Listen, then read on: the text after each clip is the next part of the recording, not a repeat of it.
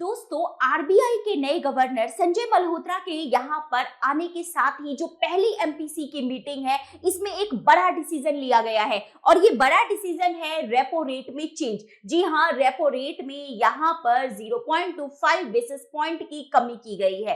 इस 0.25 basis point इस overall economy में कैसे इंपैक्ट लेकर आने वाला है और इसके यहाँ पर आने से क्या ओवरऑल जो है हम अपने कैसे क्वेश्चंस को एक्सपेक्ट कर सकते हैं, समझेंगे हम आज के इस वीडियो में। नमस्कार दोस्तों, मेरा नाम सोनम पाठक है। मैं स्वागत करती हूँ आपका चहल एकेडमी के इस प्लेटफॉर्म पे, जहां आज हम समझेंगे इकोनॉमी के यहाँ पर कुछ मेजर कॉन्सेप्ट की और साथ ही इसे लिंक करेंगे कि कैसे ये हमारी इकोनॉमी में और हमारे आने वाले एग्जाम्स में कैसे प्रश्नों की प्रवृत्ति में ये बदल सकता है और कैसे इसके इम्पैक्ट को हम समझ सकते हैं। तो सबसे पहले बात करते हैं हम इस खबर की। इस खबर में ये बताया गया है कि आरबीआई ने फिलहाल यहाँ पर क्या किया है, अपने रेपो रेट में 0.25% की कमी की है। ये जो कमी है इसके लिए यहाँ पर किसके द्वारा की गई है, तो ये की गई है एक संस्था के द्वारा जिसे हम यहाँ पर एमपीसी के नाम से जानते हैं, मॉनेटरी पॉलिसी कमेटी के नाम से जानते हैं।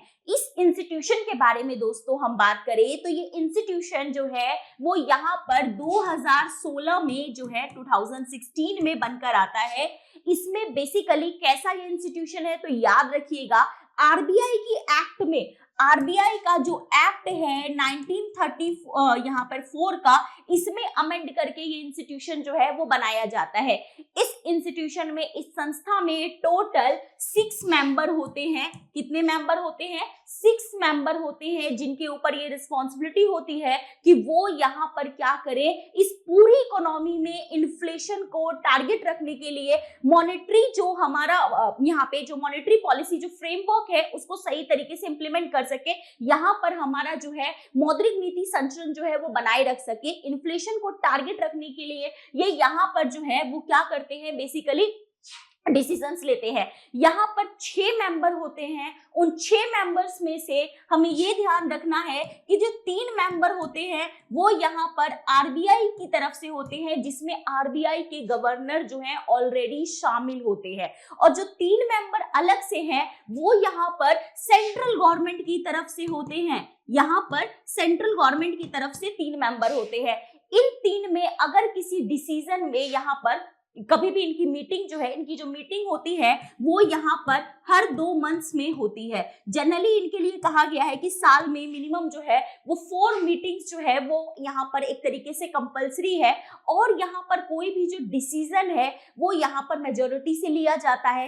लेकिन अगर किसी डिसीजन में यहाँ पर टाई हो जाता है दोनों के बीच में, ऐसी सिचुएशन में यहाँ पर आरबीआई के गवर्नर के पास कास्टिंग वोट होता है। निर्णायक जो है वो मताधिकार होता है किसके पास? आरबीआई के गवर्नर के पास।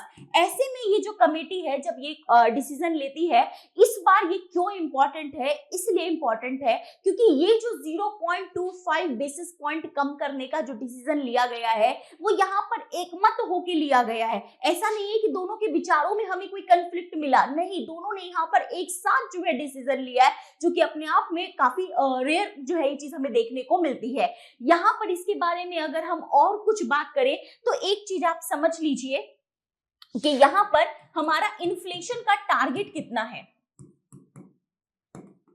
इन्फ्लेशन के टारगेट की अगर हम बात करें तो एवरेज जो बनाए रखने की बात की गई है वो की गई है 4% की, लेकिन इसमें है +-2। ये +-2 का क्या मतलब है कि इन्फ्लेशन का ओवरऑल जो रेंज है वो रखा गया है 2 to 6% के बीच में। एक एवरेज है 4 से 2 कम भी हो सकता है 2%, 4 से 2% बढ़ के 6 भी हो सकता है। तो जो बैंड है वो हमारा 2 to 6% है।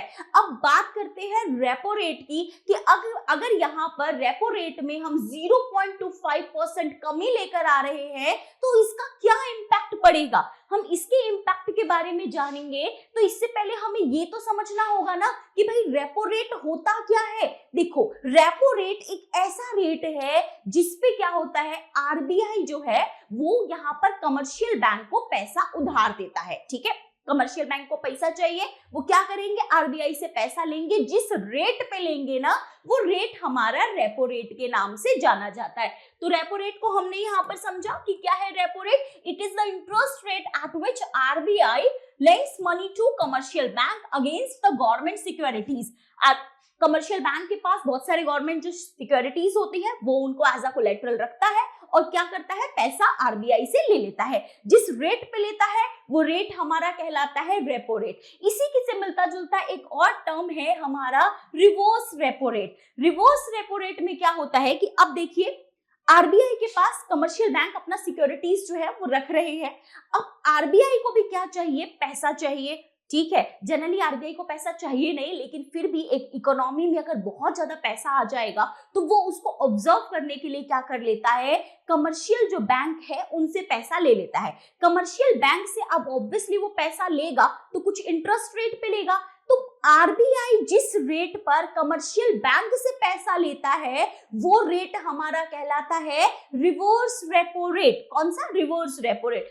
ये हमारा जो रेपो रेट है ये है एक मॉनेटरी पॉलिसी जिसमें हमारा इन्फ्लेशन कम करने के लिए होता है, और ये हमारा जो रिवर्स रेपो है वो हमारा लिक्विडिटी जो है उसको कंट्रोल करने के लिए होता है। यहाँ पर हम अगेन एक बार में समझ जाते हैं कि ये हमारा रेपो क्या है और हमारा ये रिवर्स रेपो रेट क्या है। ये आरआरआर कोई मूवी नहीं, रिवर्स रेपो रेट क्या है ये इसको समझिए। यहाँ पर क्या है, हमारा बैंक है, बैंक को पैसा चाहिए किससे, आरबीआई से। किससे चाहिए, आरबीआई बैंक को क्या दे रहा है, पैसा दे रहा है। जिस रेट पर दे रहा है वो हमारा रेपो रेट है। और यहाँ पर इसमें क्या है, इसमें हमारे आरबीआई जो है वो किससे, बैंक से क्या कर रहा है, पैसा ले रहा है। जिस रेट पर ले रहा है वो रिवर्स रेपो रेट है। ये होता है इन्फ्लेशन को टारगेट करने के लिए। किसके लिए, इन्फ्लेशन, सो दैट एक इकोनॉमी में इन्फ्लेशन मेंटेन रहे। और ये होता है हमारा लिक्विडिटी जो है हमारा वो टारगेट करने के लिए कि कहीं ना कहीं तरलता को वो कैसे अवशोषित जो है कर लेता है। अब ये इन्फ्लेशन कैसे कंट्रोल करता है इसको भी समझिए। देखिए, आरबीआई जनरली एक हमारा कोई भी कमर्शियल बैंक है, ठीक है, हमारा कोई भी बैंक है एबीसी। अब ये क्या करेगा, आरबीआई से पैसा ले रहा है, आरबीआई से ये पैसा ले रहा है और वो पैसा अगर कॉस्टली है तो ये क्या करेगा, ये अगर किसी व्यक्ति है हमारा सुरेश, सुरेश को पैसा चाहिए, सुरेश को पैसा कैसा मिलेगा, महंगा मिलेगा। सुरेश को लोन क्या होगा, यहाँ पर महंगा मिलेगा। लेकिन अगर ये रेपो रेट में कमी हो जाती है तो ये यहाँ पर क्या होगा, यहाँ पे लोन जो है वो लोन कैसा मिलेगा, चीप मिलेगा, सस्ता मिलेगा। इस तरीके से ये ओवरऑल जो है वो इम्पैक्ट होता है। लेकिन एक चीज जो यहाँ आपको जो ध्यान रखनी है वो ये ध्यान रखिएगा, ये लोन में जो वेरिएबल जो हमें वेरी दिख रहा है वो तभी दिखने को मिल सकता है जब यहाँ पर सुरेश ने ये जो लोन है ये यहाँ पर फ्लोटिंग रेट पे लिया हो। अब ये फ्लोटिंग क्या होता है, देखिए, एक तो है कि हमने सीधा गए बैंक से पैसा लिया और कहा कि क्या है, एक फिक्स्ड इंटरेस्ट रेट है कि भाई आज अगर 5% है तो हम 5% पे ही ब्याज जो है देंगे। लेकिन एक बैंक कहता है कि दूसरा ऑप्शन है कि मान लो जैसा आरबीआई का जैसा फ्लोटिंग मार्केट का जैसा चलेगा आप उस हिसाब से लेना, वेरी करता रहेगा, तो उसको हम फ्लोटिंग रेट बोलते हैं। तो ध्यान में आ गया। अब यहाँ पर अगर आरबीआई ने अब जो है वो क्या किया है, यहाँ पर अगर कम कर दिया है तो इससे कहीं ना कहीं जो बैंक है अब वो सस्ता लोन दे पाएंगे। यहाँ पे दोनों के बीच में डिफरेंस है, एक बार फिर से फटाफट सम अप कर लेते हैं। तो सम अप में सबसे पहले डेफिनेशन है the rate at which RBI lends to money to the bank against government securities, और रिवर्स रेपो रेट क्या है, RBI borrow money from the bank. उसके बाद यहाँ पर क्या है इसका, भाई इसका जो टारगेट है वो कंट्रोल इन्फ्लेशन, इन्फ्लेशन को कंट्रोल करना है, बट इसका क्या है, अब्सॉर्ब लिक्विडिटी, जितना एक्स्ट्रा जो यह लिक्विडिटी जो तरलता जो एक्स्ट्रा पैसा है उसको यहाँ पर एब्सॉर्ब करना है। ये क्या होगा, इकोनॉमी में हायर रेपो रेट जो है वो यहाँ पर जो बोरोइंग्स है उसको महंगा कर देगा, कर्ज लेना यहाँ पर काफी महंगा हो जाएगा, जिससे क्या होगा यहाँ पर इकोनॉमी का जो है ओवरऑल इन्फ्लेशन जो है वो रिड्यूस जो है इससे किया जा सकता है। इसमें हायर अगर ये हो जाता है तो बैंक क्या करेंगे, यहाँ पर जो है सो बैंक के पास भी अगेन जो कैश है वो थोड़ा कम हो जाएगा और उनके लिए भी अब लोन देना थोड़ा मुश्किल हो जाएगा। सो अगेन ये भी कहीं ना कहीं उस फॉर्म में काम कर रहा है। इसका इफेक्ट अगर हम देखें तो ये कॉस्टलियर हो सकता है और ये क्या होगा, बैंक को यहाँ पर जो है सो कहीं ना कहीं एक अपॉर्चुनिटी जो है प्रोवाइड करता है कि वो उनके पास जितना भी सिक्योरिटीज वगैरह है उस पर वो अच्छा इंटरेस्ट कमा सके। इसके अलावा हम अगर ओवरऑल अगर हम बात करें, आरबीआई ने अभी रेपो रेट में इतना चेंज क्यों किया है? देखिए, लगातार ऐसा माना जा रहा था कि इंडिया में कहीं ना कहीं अभी कुछ टाइम में कंजप्शन एक्सपेंडिचर कम हुआ है। अभी लास्ट टाइम ही हम बजट को देखें तो बजट में भी क्या किया गया, ज्यादा कोशिश इस बात की गई है कि लोग अपना क्या कर सके, कंजप्शन एक्सपेंडिचर बढ़ा सके। इसीलिए तो जो टैक्स का स्लैब है वो 12 लाख किया गया है। वो 12 लाख करने के पीछे पर्पस क्या है? पर्पस यही है कि लोग एक्सपेंडिचर ज्यादा करें और इसी का ही असर हमें आरबीआई की पॉलिसी में भी देखने को मिल रहा है कि वो अपना इसको बढ़ाने की कोशिश कर रहा है। कैसे, देखते हैं यहाँ पे, टू बूस्ट इकोनॉमी ग्रोथ, की इकोनॉमी की क्या हो, यहाँ पर ग्रोथ, आर्थिक विकास जो है वो हो सके और इन्फ्लेशन को भी अंडर जो है हम कंट्रोल में रख सके। ऐसा ना हो कि लगातार इन्फ्लेशन जो है वो हाई हो जाए। तो इसीलिए आरबीआई ये बार बार ये जो है वो चेंजेस जो है वो करता है। फिलहाल ये भी बहुत बड़ी बात है कि यहाँ पर जनरली क्या हुआ था कि कोविड टाइम पे हमने देखा था कि कोविड टाइम पे हमारी इकोनॉमी में एक स्लो डाउन देखने को मिला था। उस दौरान आरबीआई ने रेपो रेट्स वगैरह को काफी कम कर दिया था। फिर हुआ क्या, जैसे ही कोविड खत्म हुआ या कोविड का जब मार्केट वापस खुली तो 2023 के आसपास इन्फ्लेशन एकदम शूट अप हो गया। अब ये इन्फ्लेशन शूट अप होने की वजह से आरबीआई को थोड़े स्ट्रिक्ट मेजर्स लेने पड़े और उन्हीं स्ट्रिक्ट मेजर्स में से उसने अपना रेपो रेट बढ़ा दिया था, जिसे 6.50 कर दिया गया था। 2023 में ये जो 6.50 रेपो रेट हुआ, उसके बाद इसे अभी तक चेंज नहीं किया जा रहा था। मीटिंग तो हर 2 मंथ में हो रही थी एमपीसी की, पर इसमें कोई चेंज नहीं आ रहा था। इसीलिए इस बार ये बहुत बड़ी बात है कि फाइनली इतने टाइम बाद आरबीआई ने ये चेंज किया है और अगर इसका असर अगर इन्फ्लेशन आगे भी अगर देखा जाएगा तो आरबीआई फिर से चेंज कर सकता है और इससे क्या होगा, लोन्स थोड़े चीपर हो जाएंगे, जॉब जो है क्रिएशन में वो हेल्प मिलेगी। ओवरऑल इकोनॉमी पे क्या इंपैक्ट होगा? इकोनॉमी में इंपैक्ट ये होगा कि जो लोअर इंटरेस्ट रेट जो है लोन के वो कम हो जाएंगे। कैसे कम हो जाएंगे, मैंने अगेन आपको बताया, अगर लोन जो भी अब आप लेने जाएंगे, अगर आप फ्लोटिंग रेट पे लेते हैं तो पहले उसके लिए यहाँ पर जो है सो अब आपको थोड़ा कम देना पड़ेगा। इसके पीछे रीजन है, देखिए कैसे, कि पहले क्या होता है, यहाँ पर 2 कॉन्सेप्ट आता है, एक आता है हमारा एमसीएलआर और एक हमारा आता है ईबीएलआर। क्या होते हैं ये, शायद यहाँ पे है एमसीएलआर और ईबीएलआर। एमसीएलआर में जो बैंक होते हैं वो अपने कॉस्ट के बेसिस पे जो है वो अपना किसी भी कस्टमर को कैसे लोन दे रहे हैं वो उसके बेसिस पे डिसाइड होता है। यही चल रहा था, बट ये वाला जो थोड़ा सिस्टम है ना, ये थोड़ा टाइम टेकिंग है, थोड़ा स्लो है। तो आरबीआई ने बैंकों को कहा कि भाई आप एक काम करो, आप जो इंटरेस्ट दे रहे हो अपने कस्टमर को उसके लिए एक बेंचमार्क डिसाइड करो। बेंचमार्क की कहानी तो बहुत पहले से चलती आ रही है, बेस रेट, बीपीएलआर, एमसीएलआर और नाउ ईबीएलआर।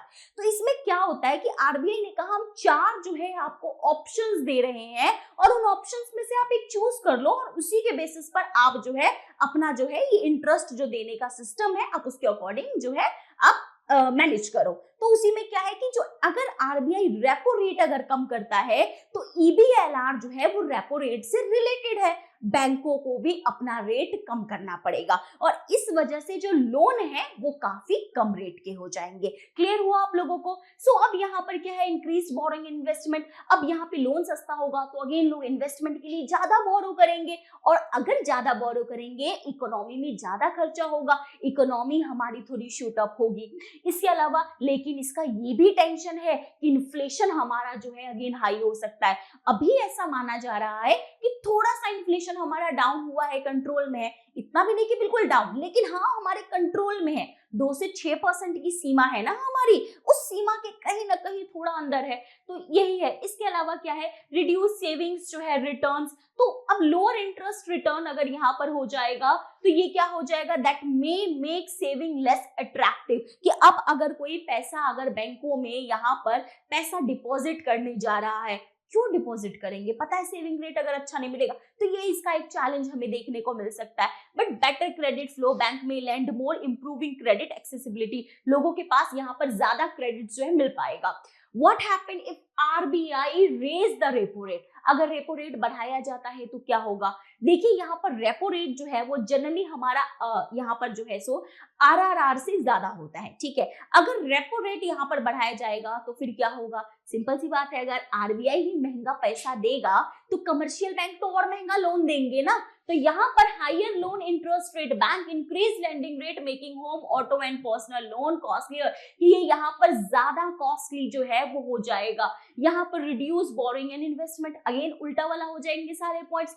अगर RBI रेपो रेट बढ़ा देगा तो यहाँ पर लोन्स महंगे हो जाएंगे, लोन देना महंगा हो जाएगा। तो अगर लोन महंगा हो जाएंगे तो हम जो कई बार ऐसा होता है ना कि अभी लोन बहुत महंगा है, अभी क्या गाड़ी खरीदे छोड़ो, अभी घर लेना है, अरे यार घर का लोन बहुत महंगा है, ये चीज कहीं ना कहीं कम हो जाएगी। क्यों कम हो जाएगी? अगर रेपो रेट अगर वापिस अगर बढ़ता है तो अभी रेपो रेट कम है तो लोन लेना सस्ता है, ले सकते हैं, गाड़ी लेनी है, कुछ सामान लेना है या फिर कुछ भी चीजें, अगर बैंक से पैसा चाहिए तो थोड़ा कम रेट है। लेकिन अगर ये बढ़ता है तो ये चीज महंगा हो जाएगा और इकोनॉमी में भी जो इन्वेस्टमेंट है उसमें भी कहीं ना कहीं कमी आएगी, इन्फ्लेशन जो है कंट्रोल्ड हो पाएगा, ठीक है। लेकिन इसका एक और चीज होगी कि अब आप बैंक से पैसा लेने की बजाय जो आपके पास पैसा है ना वो सेव करना आप ज्यादा प्रेफर करोगे। सो सेविंग रेट्स हमारे जो है वो थोड़े बढ़ जाएंगे। लेकिन इन सब का इम्पैक्ट क्या होगा? अगर हम सब अपना पैसा से बैंक में जाके जमा करना शुरू कर देंगे तो इकोनॉमी में हम खर्च नहीं करेंगे, यहाँ हम कहीं खर्च नहीं करेंगे तो देश की ग्रोथ कैसे होगी, देश में यहाँ पर व्यय जो है वो बढ़ेगा कैसे? तो ये एक बड़ा जो है वो चीजें है देखने को मिल सकती है। ओवरऑल अगर हम जीडीपी को यहाँ पर देखें इन्फ्लेशन के साथ ओवरऑल क्या सिनेरियो रहा है, क्या इसका कैसा प्रोजेक्शन रहा है किसका, तो फाइनेंशियल ईयर 2024 में हम देख रहे हैं इसका फर्स्ट एडवांस जो एस्टिमेट आया है उसमें 6.4% का रहा है। 2025 में देखते हैं तो 6.7% का है, आरबीआई का ऐसा अनुमान है।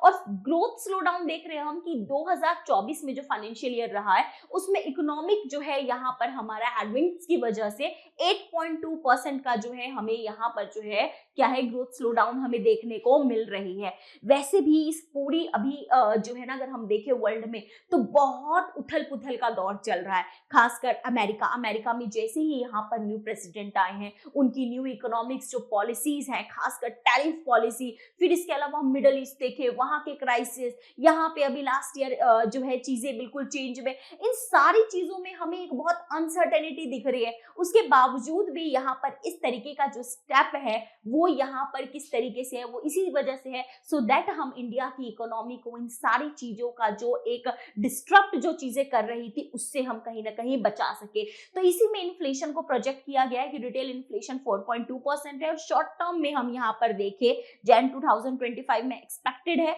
4.5 से 4.7%, ठीक है। रिस्क रिमेन जो है वो रहेगा रुपीस, क्योंकि अब यहाँ पर क्या हो रहा है कि लगातार अभी आपने न्यूज में सुना होगा कि जो रुपीस है उसका जो वैल्यू है वो लगातार जो है गिरता जा रहा है। रुपया $1 के मुकाबले जो है वो 87 रुपीस पे जो है वो पहुंच गया है। तो वो सारी चीजें भी कहीं ना कहीं यहाँ पर जो है हमारे इन्फ्लेशन टारगेटिंग का जो हमारा जो एजेंडा है कि हम 2 से लेकर 6% के बीच में रखेंगे उसको कहीं ना कहीं डिस्टर्ब कर सकता है। तो ऐसे में ये सारे जो मेजर्स हैं वो हमारा जो एजेंडा है 2 to 6 के बीच का उसको बनाए रखने के लिए काफी ज्यादा जो है इंपॉर्टेंट हो जाते हैं। Now let's move on the question कि कैसे इस पर प्रीलिम्स का क्वेश्चन बन सकता है। तो क्वेश्चन हमसे कह रहा है, द फर्स्ट क्वेश्चन इज कि consider the following statement regarding the repo rate, it is the rate at which the RBI borrows money from commercial bank. ये एक ऐसा रेट है जिसपे आरबीआई कमर्शियल बैंक से क्या करता है, पैसा जो है बोरो करता है। Second hand increase in repo rate makes borrowing costlier for the bank. अगर ये रेपो रेट में इंक्रीज होता है तो ये बैंक के लिए क्या होगा, जो यहाँ पर क्या है increase make borrowing costlier for the bank, जो बोरोइंग है उधार लेने की जो लागत है वो यहाँ पर उसमें वो बढ़ सकता है। The third, the repo rate is always higher than the reserve repo rate, ये हाई होता है हमेशा। कितने स्टेटमेंट्स यहाँ पे कौन कौन से करेक्ट है, first second third, first third या 1 2 3, क्या है इसका answer? Let us know in comment section. तो आप इसको कमेंट में बताएं। मिलते हैं आपके साथ नेक्स्ट वीडियो में। यहाँ फिलहाल इतना ही। Thank you very much. जय हिंद।